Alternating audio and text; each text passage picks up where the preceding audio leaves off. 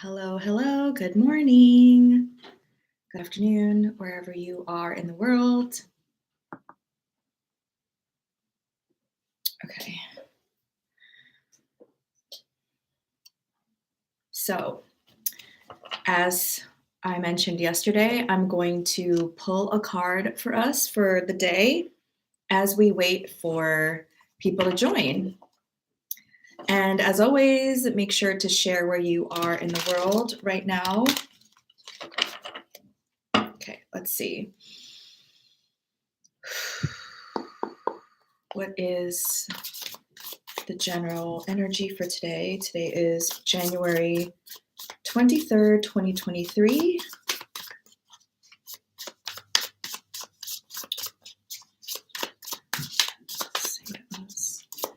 I'm using the Muse Tarot deck. Okay.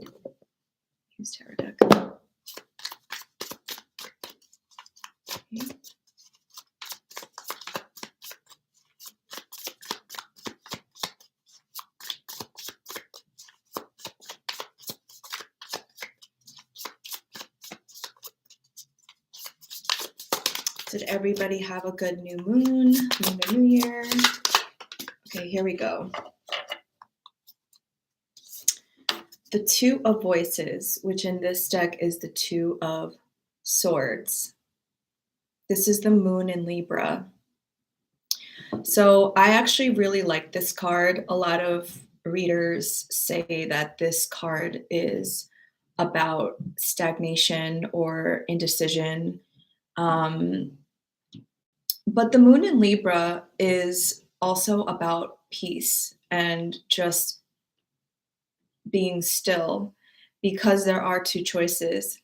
There is a moment where you have to decide, because Libra is a cardinal sign and it all has to do with the mind. So in order for us to make the right decision, we need to just sit with ourselves, take a moment's pause, and just maybe wait for more information to come, or sit with our heart and ask ourselves what it is that we really want. Some people think that this card is like a negative card, but I don't actually read it that way.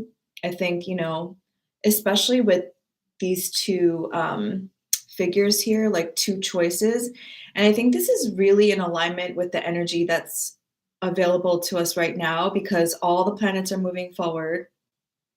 All the planets are out of retrograde. And now all the energy is behind us. And now it's kind of like that fork in the road moment. Okay, now you got to decide and you got to start making decisions and taking action steps. And for some people, that's easier than others, especially if you're a cardinal sign, Libra, Cancer, Capricorn, Aries. It's easier, right? Because it's part of your nature. But if you're somebody who's very, maybe like a Gemini, who maybe is a little indecisive, Virgo, mutable signs, you need a little bit more information to be sure.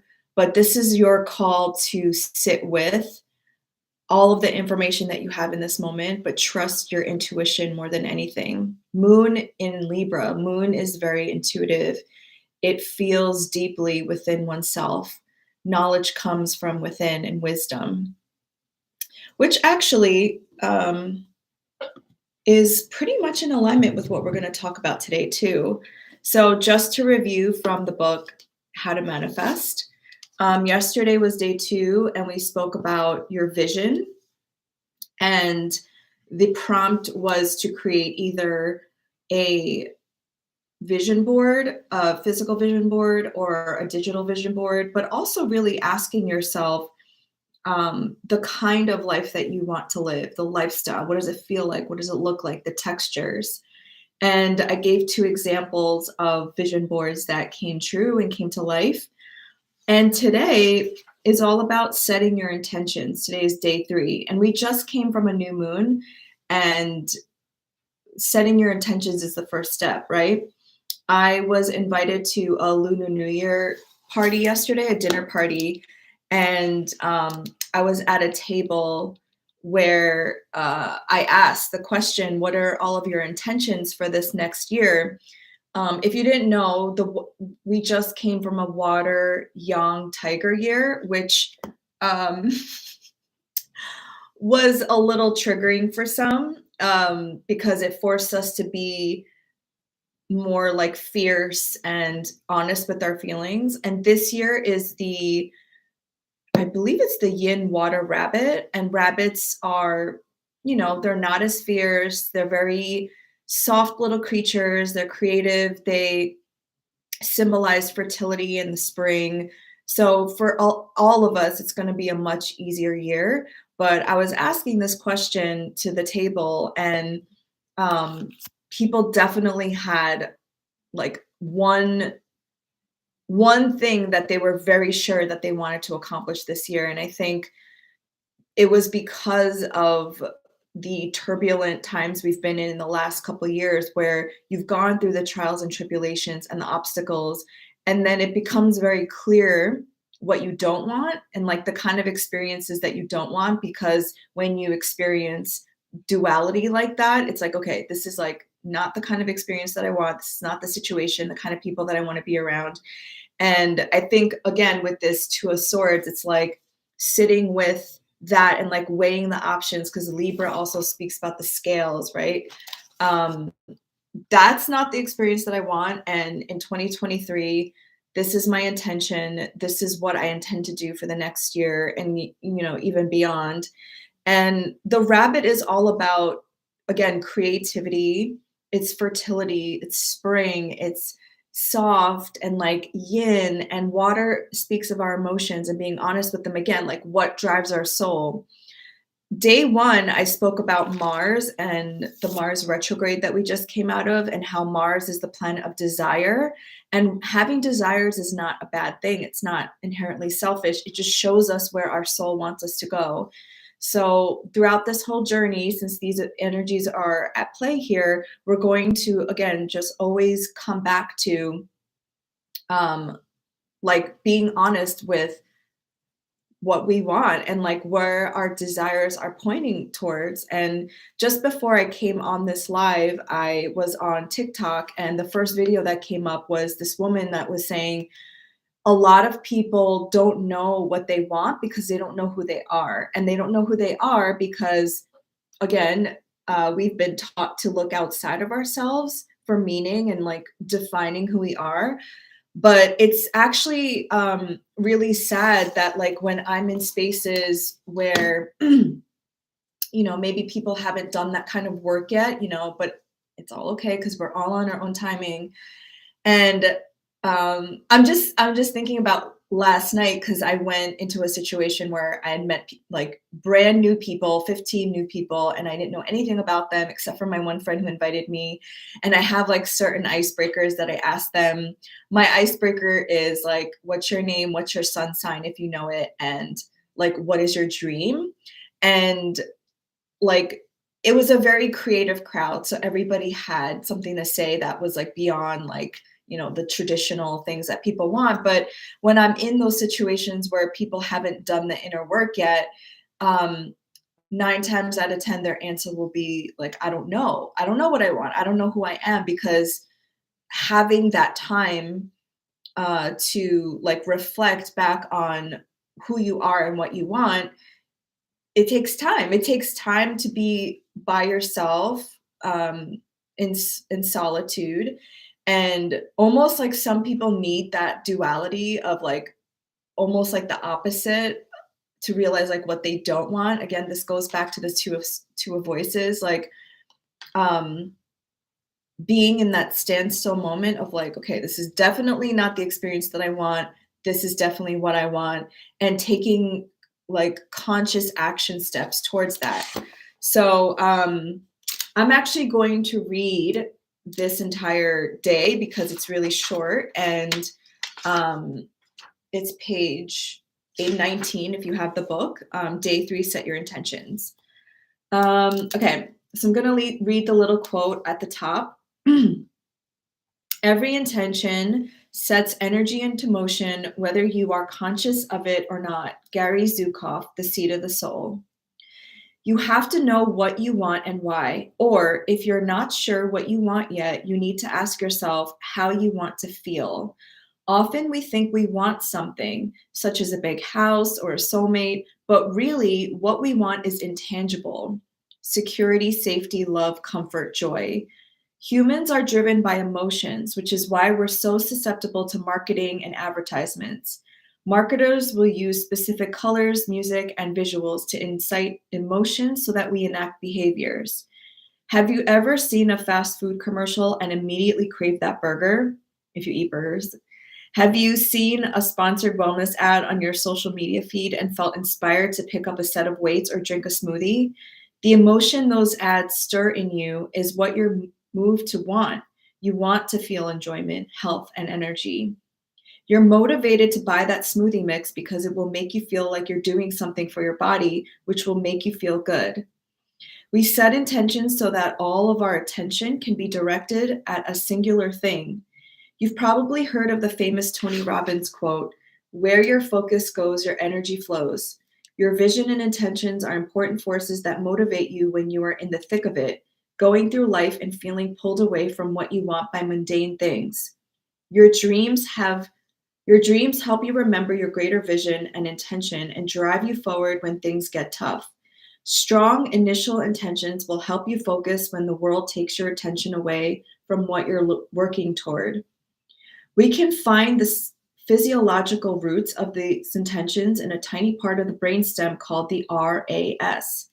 The RAS, or reticular activating system, is one of the most important parts of the brain because it facilitates the functioning of sensation and attention. Made up of a net-like bundle of neurons that run through the hindbrain, midbrain, and part of the forebrain called the hypothalamus, the RAS is about the size of your pinky finger and is located just above the spinal cord and below the thalamus and hypothalamus. Even though it's so tiny, the RAS has a major effect on the way you think. Basically, it's the reason why you're in the market for a new red car, and then all of a sudden, you see red cars everywhere. It's our mind's way of filtering through billions of pieces of information coming at us and showing us what it feels is most important. Our brains have to filter, comprehend, and organize billions of pieces of information per second. So focusing your attention on what you want to experience versus what you don't will help guide you on the right path. It's kind of like why carriage horses have those blinders on. Remember I said that yesterday? I need like those blinders. Otherwise, they'd be too spooked by the onslaught of stimuli on city streets to stay on the path. Without the RAS, the world would become overwhelming and it would be virtually impossible to follow a single thought. You can use the RAS for manifestation by programming your brain to pay attention to what you want to see. By setting an intention and focusing your energy, it's possible to train the RAS to reveal the people, information, and opportunities you're hoping to achieve. Intention setting can sound somewhat mystical, but there's plenty of psychological research behind how well it works to help focus your energy toward a goal. The law of attraction states that like attracts like, and that's psychologically based as well. It's just how our brains work. So if you can program your brain to notice a red shirt in a crowd of thousands of people, then you can train your mind to focus and attract the things you desire. Back to the example with Jim Carrey. He carried that $10 million check around with him to constantly refocus his brain on what mattered to him and what his goal was: getting parts in movies and making money. The key here is that he wrote the check to himself, so while it wasn't technically real at the moment, when he looked at it repetitively, he was tricking his subconscious mind into thinking that it was. How you change your reality is by changing your thoughts first. You can change your thoughts through repetition. All thoughts are not created equal, and we will talk more about subconscious thoughts later. But for now, you really need to be clear on your intention and be honest with yourself.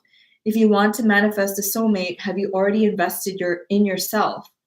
Have you worked out your relationship woes? Have you gone out there and taken action steps? So today's obviously exercise is to set your intention. In your journal, write your intention. You could say it out loud. I usually say mine out loud too. and say to yourself, I want this thing, person, goal, or however you'd like to phrase it. Here's what I usually say. I'll say, this is my intention, the thing is something that is in alignment with my highest timeline. Sometimes the thing that is meant for us is at the periphery of our understanding, so we can call upon a higher intelligence to bring to us what is destined for us. And then the go deeper is, what is your intention for your life, your year, your month, your week, your day? So just going back to the example of yesterday when I was at this dinner party, like by now, I'm gonna be 41 in 2 months. I know myself very well now, whereas I probably couldn't have said that even like 2 years ago. I was like not really sure, or I was sure, but I was afraid to like say it out loud.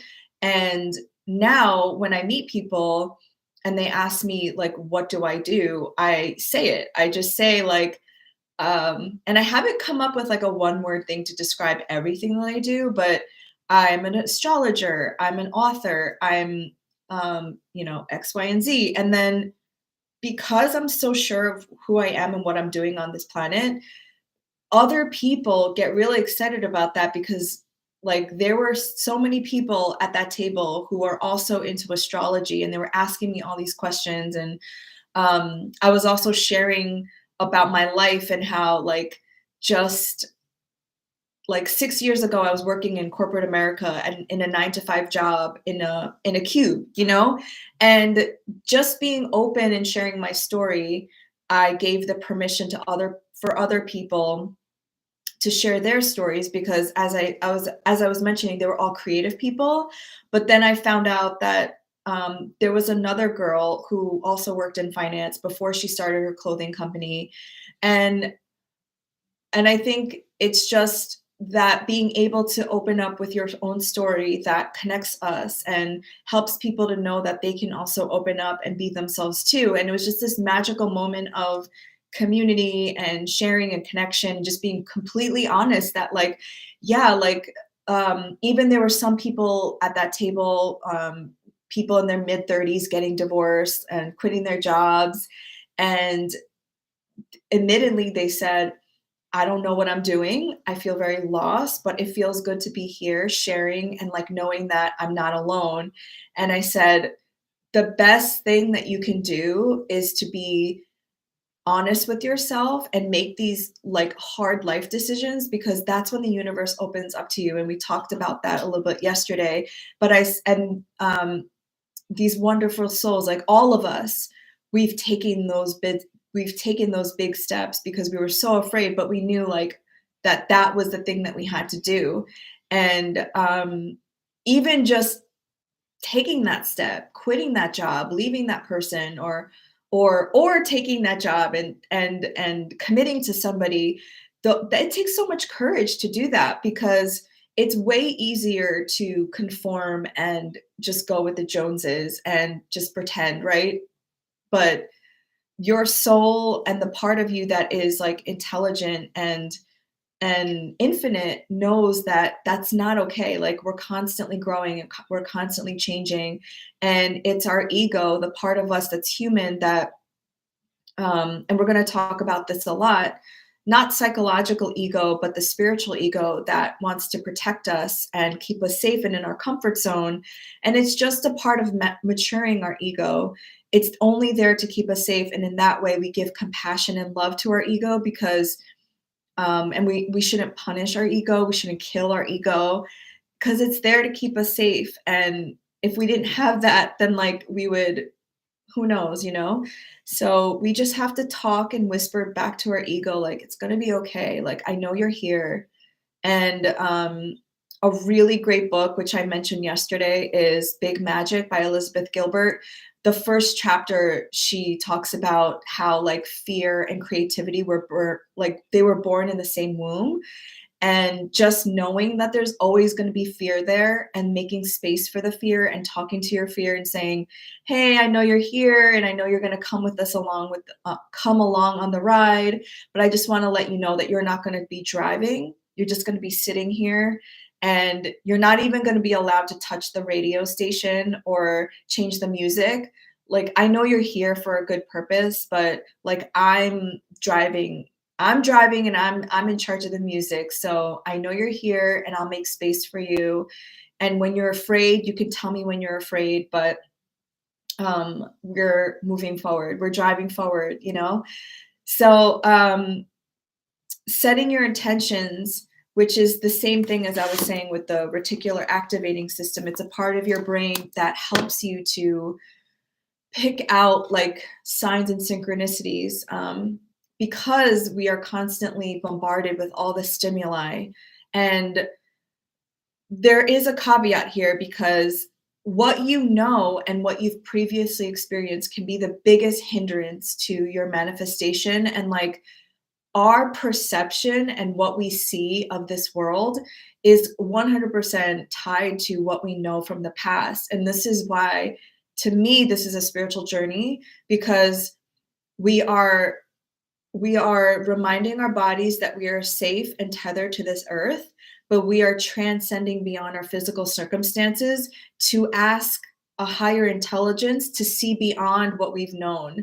And that is when our ego is like, no, like, this is too scary. Like, we have to stay safe. We have to, like, more people will stay in the job and the shitty, like, boss situation because it's known, like, they know it. They'd rather stay in that than, like, step into the unknown where it's like dangerous and we don't know what's gonna happen. And there's no shade to those people. I was there too. I was at a job that I hated, but it was safe. I was making a lot of money. But and this all happens on our own timing when we're ready. But it's crazy to think that us as humans, like, because we are wired for safety and security, that we would stay in those situations more than we would risk the unknown and go for our dreams. And that's where we, again, mature our ego and we say, it's going to be okay. It's going to be okay. Like, I know you're going to freak out, but this is what we're doing. And it just takes repetition and moving more into those unknown spaces and reminding our bodies that we're safe little by little. And then by the time you know it, like, you start making these moves, these like moves that would have normally gotten you afraid. Your body starts getting used to these feelings, and that's how we really start creating change. So I know I'm going all over the place because now I'm just like going with it, but we set our intentions. So just think back to the first day I asked you, what are you manifesting? That's your intention. What is it that you really want to create this year? This is such a creative year. This is a rabbit year, as I said, but it's also the 7 universal year. And in numerology, 7 is a very spiritual number. It's all about self-study. I'm a 7 life path number, and it can be lonely. It has like lone wolf energy, but the 7 year is like, you're going to have this spiritual journey within yourself that maybe in past years, maybe you didn't have time for, or you didn't make space for. So this is a year where you're really going to get to know yourself, and that's where everything starts. I heard this person on YouTube say, and I'm going to forget who said it. She said, how can anybody want you or invest in you or manifest you if you don't want you, if you don't know you? And I think that was such a beautiful like tagline for the 7 universal year. And I think it was Aristotle who said, know thyself. I might have even used that quote in this book. But yeah, and so when we set an intention and we say, this is what we want, it helps our brains to focus in on that one thing so that we're not distracted by other things. And also we can notice the signs and synchronicities and we start going there.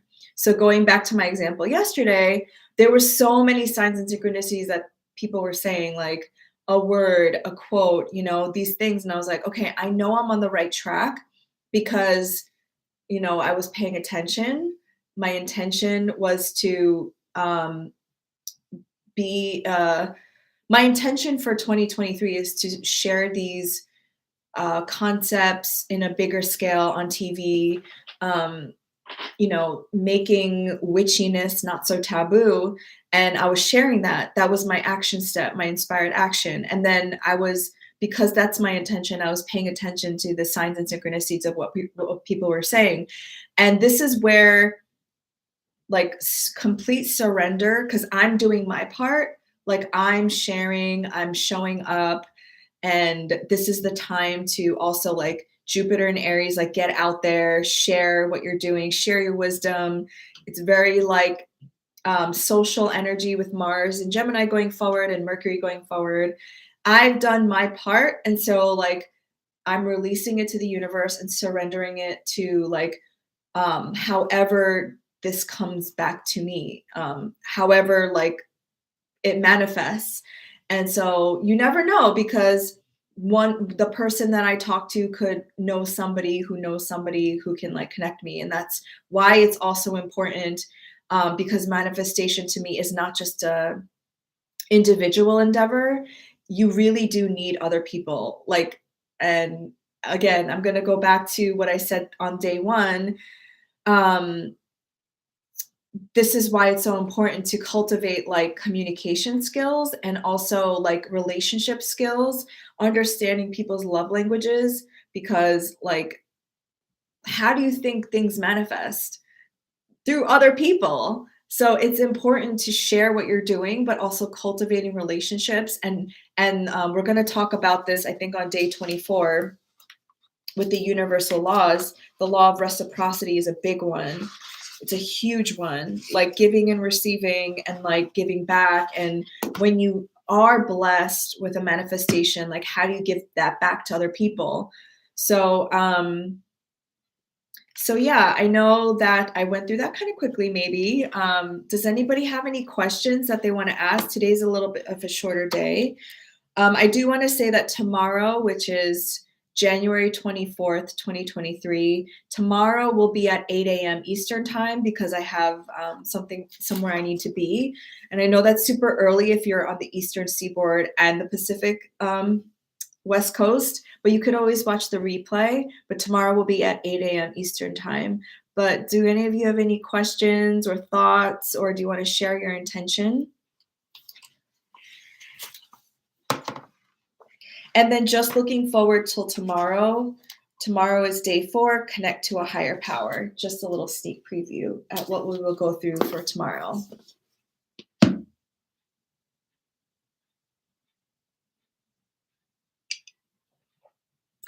As I mentioned, all planets are going forward. So yeah, this is the time. This is the time to do this kind of manifesting work and putting yourself out there, taking action steps.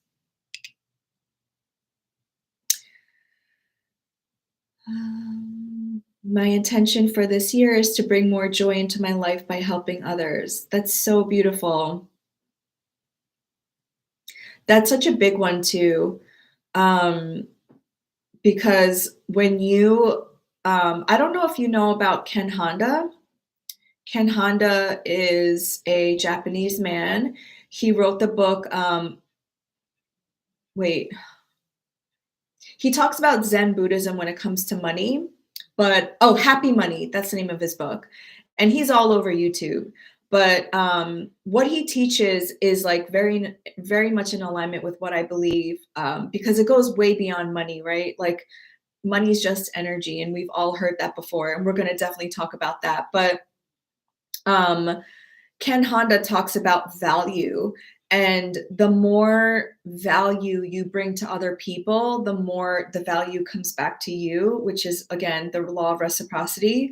So I think that intention is so beautiful, because, like, not only will you receive the joy, but you will give joy to other people. And that's what I want to as well. Like, one of my intentions yesterday when I was, like, praying on the Lunar New Year is that I want to be one of those people where when people meet me, they're, like, excited about life and they get inspired and they get a spark lit up under their butts. Like, yeah, I can do it, you know, and I want to be that people where when they meet me, they're like, oh my gosh, she said something that like totally made me think in a different way. So I want to bring that kind of fire energy to other people as well. So that's my intention. Um, Thank you for being here again, Veronica. It's so lovely to see you every morning and sharing space with you. Um, okay, well, I hope you have a beautiful day. And if anybody is willing to wake up at 8 a.m., totally no worries. You can watch the replay. But I will see you tomorrow. Have a beautiful day.